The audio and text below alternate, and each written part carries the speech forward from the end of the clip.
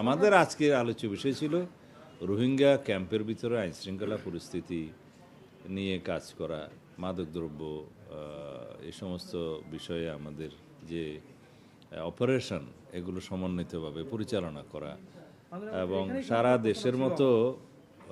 দেশের মতো পরিস্থিতি কিন্তু কক্সবাজারের টেকনাফ উখিয়াতে না, ওখানে কিছু ব্যতিক্রমধর্মী বিষয় আছে। প্রায় 12-14 লক্ষ রোহিঙ্গা শরণার্থী ওখানে আছে। আমরা বলি যে মায়ানমার ন্যাশনালস যারা ডিসপ্লেসড হয়েছে আর কি, ফরেন ন্যাশনালস যারা ডিসপ্লেসড হয়েছে এসছে মায়ানমারের নাগরিক, তাদের ক্ষেত্রে বিস্তারিত ম্যানেজমেন্ট এবং ক্যাম্পের অভ্যন্তরে শৃঙ্খলা রাখা, তারপরে ফেন্সিংয়ের বিষয় আছে, মাদকদ্রব্য যে পাচারের ঘটনা বা যে চোরা কারবারি, এ সমস্ত বিষয় নিয়ে আমরা কিভাবে ব্যবস্থাপনা করতে পারি সমন্বিতভাবে সমস্ত ডিপার্টমেন্টগুলোকে নিয়ে, সরকারের ইন্টেলিজেন্স ডিপার্টমেন্টগুলো, আইনশৃঙ্খলা বাহিনীগুলো এবং প্রশাসন সবাই সমন্বিতভাবে যাতে এটা কার্যক্রম চালিয়ে যেতে পারে, সেই জন্য একটা সেল গঠন করা আছে। সেই সেলের অ্যাক্টিভিটিস নিয়ে আমরা আলোচনা করেছি যাতে আমরা সুসমন্বিতভাবে ক্যাম্পের ভিতরে বাইরে ব্যবস্থাপনাগুলো করতে পারি। এই বিষয়গুলো আলোচনা হয়েছে, এগুলো এখানে সিদ্ধান্ত আকারে বলার মতো কিছু নেই। কুমিল্লাতে একটা ঘটনা হয়েছে, আমি গতকালকে শুনেছি এবং এই বিষয়ে একজনকে আটক করা হয়েছিল, পরে তাকে বন্ড নিয়ে ছেড়ে দেওয়া হয়েছে।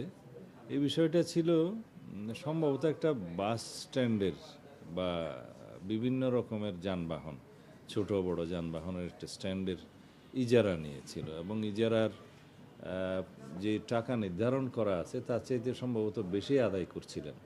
তো এই কমপ্লেনের ভিত্তিতে জনগণ কমপ্লেন জানালে থানায় তাকে ডাকা হয় এবং সেখানে বন্ড নেওয়া হয়।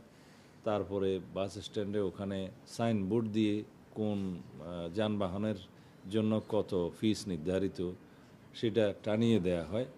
তারপরে জনগণের সাথে কথা বলে পরিস্থিতি শান্ত করে তাকে ছেড়ে দেওয়া হয়েছে। মাননীয় মন্ত্রী, এই মাদকদ্রব্য নিয়ন্ত্রণ অধিদপ্তর তো একটা আপনার নিয়ন্ত্রণের একটা প্রতিষ্ঠান, এখানে সিন্ডিকেটের একটা অভিযোগ, অনেক পুরানো একই চক্র ঢাকাতে চাকরি করছে দীর্ঘদিন ধরে, বারগুলি এখন সিকিউরিটি নাই, এখানে অভিযান নিয়ে ঝামেলা হচ্ছে উত্তরাতে, গুলশানে, বনানীতে, এটা নিয়ে আপনি কোনো নির্দেশনা আছে কিনা যে ঢাকাতে একই গ্রুপ বারবার দীর্ঘদিন ধরে চাকরি করছে? এটা আপনার মতে হয়তো তাই, আমরা এখনো পর্যন্ত রিঅর্গানাইজেশনে আছি, আমরা রিসাফল করব এবং যেটা মাদকদ্রব্য নিয়ন্ত্রণ অধিদপ্তরের যারা কর্মকর্তা আছেন, যারা অপারেশনে আছেন, শুধুমাত্র ওই নার্কোটিক্স ডিপার্টমেন্ট অপারেশন করে না, অপারেশনটা পুলিশ করে, র্যাব করে, আমাদের অন্যান্য সংস্থা করে, ইন্টেলিজেন্স গ্রুপগুলো সাপোর্ট দেয়। এই হিসাবে আমরা দেশে মাদকের যে ছড়াছড়ি হয়ে গেছে এবং এটা একদিনে হয়নি, এই অবস্থা থেকে আমরা নিষ্কৃতি পাওয়ার জন্য খুব জোরালো অভিযান পরিচালনা করছি। আপনারা সাংবাদিক হিসেবে আপনাদের নিশ্চয়ই এটা খবর পাওয়ার কথা, প্রত্যেক দিন আমাদের এই বিষয়ে অগ্রগতি আছে।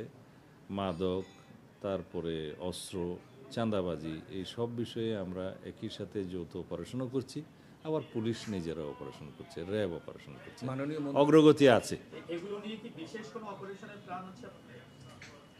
এগুলাই তো বিশেষ অপারেশন করছি, মে মাসের 1 তারিখ থেকে আমরা শুরু করেছি, সারা দেশেই চলছে। তা এখন মাদকের সাথে যারাই জড়িত, এটা ব্যবহারকারীকে না ধরে আগে যারা মাদক ব্যবসার সাথে জড়িত, যারা বড় চোরাচালান করে, সীমান্ত দিয়ে হোক, এখানে হোক, ভিতরে হোক, তাদেরকে আমরা আটক করার ব্যবস্থা করছি। এমনিতে যারা নেশা করছে তাদের তো ধরাটা ইজি, সেগুলো আছে।